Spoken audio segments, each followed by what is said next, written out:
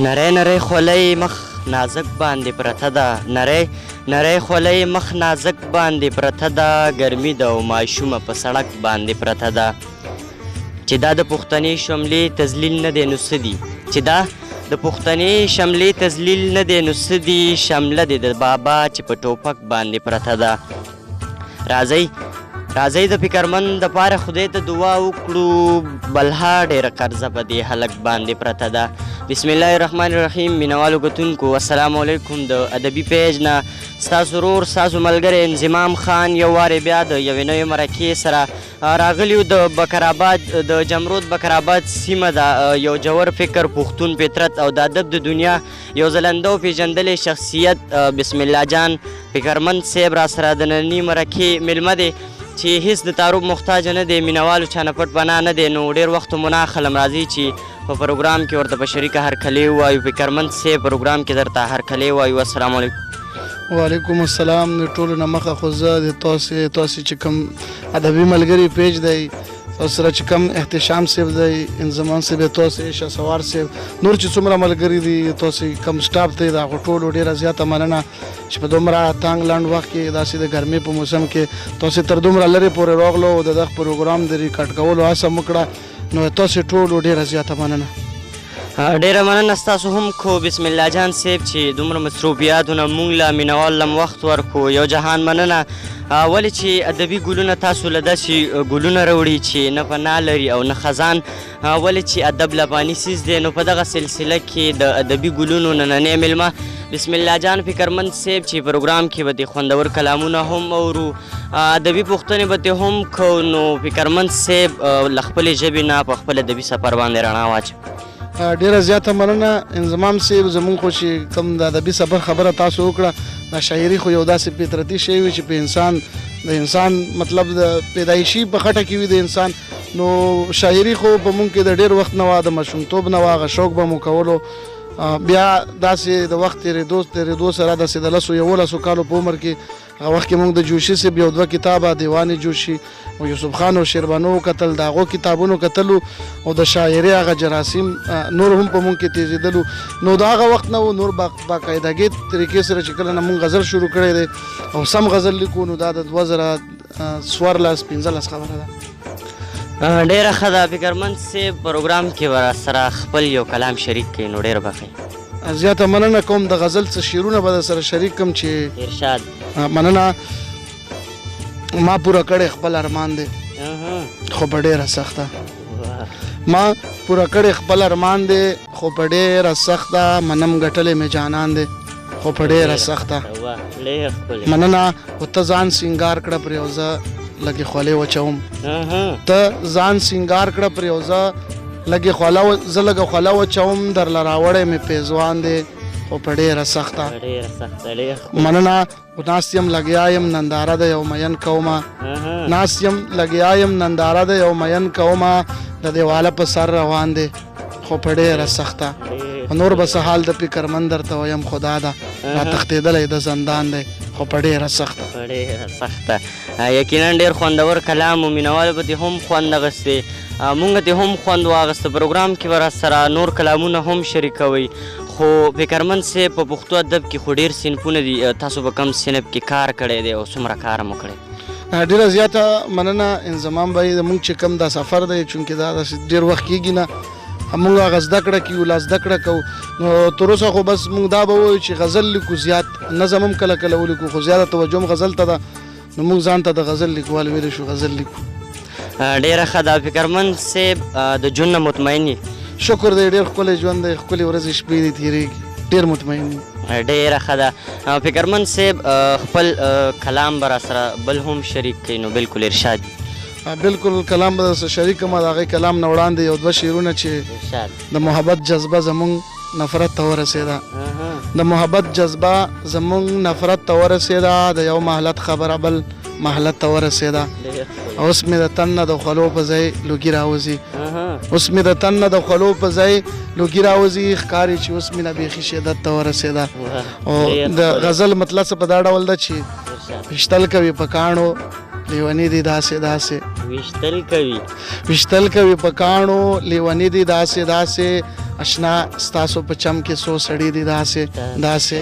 او مڼې دې د کابل کوي لیدلې په سپرلي کې مڼې دې د کابل کوي لیدلې په سپرلي کې جانان ستا هم سره سره اننګي دي داسې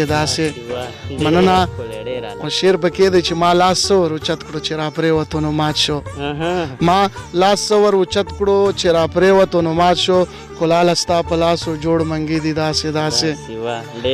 مننه او راپورته شي لاس واچوي د خپل د حاجي ګریوان ته راپورته شي لاس واچوي د خپل د حاجي ګریوان ته ته ګوره یار د نن دور بچي دي داسې مننه راپورته شي لاس واچوي د خپل د حاجي ګریوان ته ته ګوره یار د نن دور بچي دي داسې او بندیان لکه بندي وي په زندان کې په کوم ډول بندیان لکه بندي وي په زندان کې په کوم ډول په زړه کې مې یادونه ستا بندي دي داسې دا ګوره دا غزل چې لولې دا د فکرمند دی دا ګوره دا غزل چې لولې دا د فکرمند دی اشنا د فکرمند ټول غزلونه کمالي دي داسې ډیر اعلی یقینا ډیر خوندور کلام او پښتو ادب کې ډیر خلیق کړي نوموړ یا شاعر یادېږي په پروګرام کې به د نورو کلامونو غوښتنه هم کوو خو د ادبي پوښتنو اړخ ته به راشو که نه چې ستاسو کتاب چاپ دی که نه زمان به دا پوښتنه ما نه ډېر ملګري کوي تر اوسه خو د ما کم چاپ اثار نشته کتاب مې لا چاپ نه دی په خیال کې مې شته ته انشاءالله کوشش کوم چې زر تر زره کتاب چاپ کړم تر اوسه زه کم چاپ اثار نه لرم یقینا د کتاب اراده هم شته انشاءالله کتاب به هم چاپ شي فکرمند صاحب په پروګرام کې به درنه اخیري پوښتنه وکړو ژوند کې مو څه داسې کار کړی چې فخر پرې کولی شي نو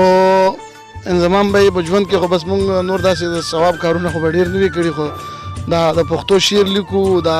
د پښتو ژبې خدمت کوو په دې مونږ فخر کولی شو چې د خپلې ژبې مطلب د خپلې مور خدمت کوو ښه سوچ دی فکرمند صاحب په پروګرام کې به د یو غزل غوښتنه بله هم کوو نو بالکل خپل یو غزل سره شریک سمه ده انشاءالله غزل به شریک ما د غزل مطلب ده چې سره ونه ګرځو څنګ په څنګ مستی ونه کو چې سره ونه ګرځو څنګ په څنګ مستی ونه کو داسې به ګرانه شي او داسې به یاري ونه کو مننه شعر پکې مونږ به همداسې پردی جنګ تل ګرځو په اوږو مونږ به همداسې پردی جنګ تل ګرځو په اوږو مونږ چې سپي جنګو مونږ به ترقي ونه کو مننه مونږ به همداسې پردی جنګ تل ګرځو په اوږو مونږ چې سپي جنګو مونږ به ترقي ونه کو او ابسته شپکه شوګیره کړو تر سهاره پورې ابسته شپکه شوګیره کړو تر سهاره پورې حمله اشنا چې د یو بل په اننګي ونه کو او چې د خپل قام اصلاح په ژبه د قلم نه کوو چې د خپل قام اصلاح په ژبه د قلم نه کوو له دې نه ښه ده چې بیخي مونږ شاعري ونه کوو مننه چې د خپل قام اصلاح په ژبه د قلم نه کوو له دې نه ښه ده چې بیخي مونږ شاعري ونه کوو او اشنا که مینه کوې زړه راکړه او زړه مې واخله اشنا که مینه کوې زړه راکړه او زړه مې واخله مینه دا نه شوه چې په زړونو جواري ونه کړو مننه او د مقطع شعر دی چې مونږ فکرمنده دواړه مینې تر دې راوستو چې مونږ فکرمنده دواړه مینې تر دې راوستو چې زه اوس یریږم چې مونږ دواړه خودکشي ونه کړو ډېر ښکلی فکرمند صاحب په نن وخت کې مو کوم شاعر خوښ دی نو د هغه را سره شعرونه غزلې بالکل را سره شریک ډېره زیاته مننه کوم یاره د شاعرانو په باره کې خو تاسې خبره وکړه د نن دور چې څومره زلمي هلکان شاعران دي ډېر ښه جیدت کوي او ډېر ښکلي لیکل کوي ټول مې هم خوښېږي په خپل ځای باندې خو ما چې کوم زیات خوښېږي ما ملګری شهسوار په نوي کول کې ډېر زیات خوښوم د شهسوار صاحب یو دوه شعرونه ورته ویم چې ریباره دې ته زړه مه وهه یار چې زړه نه سخت دی ریباره دې ته زړه مه وهه یار چې زړه نه سخت دی غمي ګورې اکثر خلک د غر نه راوباسي او دې خلکو له اول به څه بدل کې ورکوي دا خلک به دې وروسته سمندر نه راوباسي ډېر ښکلی فکرمند صاحب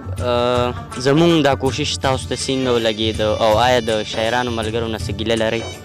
دا کوشش خو تاسو ډېر ښکلی کوشش دی دا د پښتو د پرمختګ کوشش دی د پښتو د ښکلا کوشش دی دغه کوششونه د دغسې جاري وي او بیا دې وي خدای د تاسو له هم توان درکړي دا ډېر ښکلی کوشش دی دا تاسو په خپله پښتو باندې چې کوم د پښتو په تاسو حق دی هغه حق ادا کوئ دا ډېر ښکلی کوشش دی شاعرانو له مې صرف بس دغه یوه هغه د هغوی له چې یعنې مطلب داسې هلکان کم نوي نوي هلکان وي چاله ورځي هغه که لږ ډېر خلک پېژني هغه شاعران نو باید چې بې لالچه او بې پوښتنې د هغوی سره مرکه کوي ځکه چې هغوی به هم نه مایوسه کېږي او داسې د خدمت دا سلسله به جاري وي په خپلو زړونو کې یو بل ته نیت نه بدوي ښکلی وخت تېروي نو بس هغه زما پیغام دی شاعرانو وروڼو ته ډیره مننه چې پروګرام کې را سره شرکت وکړو پروګرام اخیره کې خپل څو شعرونه او پیغام مینوالو ته بالکل نو پیغام خو مې دا دی چې هر وګړی هر پښتون وګړی باید چې دومره پښتو زده کړي چې د پښتو لیک لوست پې کولی شي نو هر ملګري له دومره لیک لوست پکار دی شعرونه بس یو څو شعرونه در سره شریک کړم د غزل شهسوار صاحب یو څو شعرونه دي چې که ښکار خطا شي نو لیندې ماتول نه دی پکار که ښکار خطا شي نو لیندې ماتول نه دی پکار په نیمه لار کې حوصلې ماتول نه دی پکار مننه که ښکار خطا شي نو لیندې ماتول نه دی پکار په نیمه لار کې حوصلې ماتول نه دی پکار او خانه چې وشي را سره نو درکوم یې که نه خانه په قرض د خلکو خولې ماتول نه دی پکار مننه خانه چې وشي را سره نو درکوم یې که نه خانه په قرض د خلکو خولې ماتول نه دی پکار او د مکتي هغه شعر را یادېږي چې اوس داسې وخت فکرمنده چې رشتې جوړوه اوس داسې وخت فکرمنده چې رشتې جوړوه اوس داسې وخت چې رشتې ماتول نه دی پکار مننه هم کوو فکرمند صاحب چې پروګرام کې را سره ناستې وکړو مینوال لا مونږ لم وخت وویستو نو ډېره مننه هم کوو ملګرو زموږ د پیج هم دغه مقصد دی چې خواره واره رنګونه راټولول او تاسو سره په دغه شیشه باندې شریکول نو په دغه سلسله کې نن راغلیو د جمرود بکیرآباد سیمې ته ډېر ښه شاعر چې زما هم ډېر خوښ دی نو ډېره مننه یې کوو زمونږ د نو مرکو دپاره زمونږ پیج لایک کړئ خپل ورور انضمام ما سره ناست ملګري او خپل کیمرمین اختشام خان له ورکړي اجازت د لوی الله په امان